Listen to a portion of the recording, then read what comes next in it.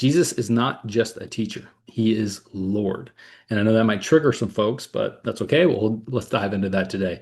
So, one of the most common evasions that we see in our culture today is this. They'll say things like, I respect Jesus because you can't historically deny he lived. You're literally just closing your eyes and saying it's not, this didn't happen.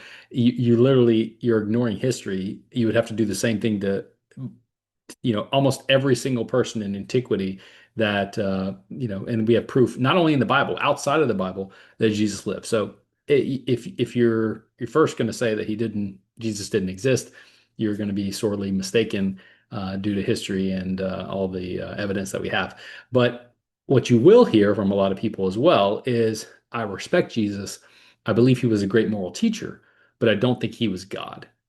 Now, let's be honest. This statement is not only intellectually dishonest, it's theologically impossible. And let me explain what I mean by that. Jesus claimed to be God. Now, you're going to hear people say that he didn't, but he claimed to be God repeatedly. They're literally just ignoring these passages or don't understand them. We see in John 8, he said, Before Abraham was, I am. That is a direct reference to Exodus 3, where God revealed his name to Moses. Jesus wasn't speaking poetically. He was identifying himself with Yahweh, the eternal, the self-existing God. Now listen, a mere man who says the things that Jesus said, who claims to forgive sins, who accepts people's worship, who says he will judge the world, that man is not a good moral teacher. He is either a lunatic or he's lying, or he is exactly who he claimed to be, the Lord. You can't place Jesus in a category of great teacher while rejecting his deity. It's not possible. He didn't leave that option open to us. He didn't intend to leave that option open to us. People want to tame Jesus. They want a Jesus who affirms their values, inspires their ethics, but makes no divine demands.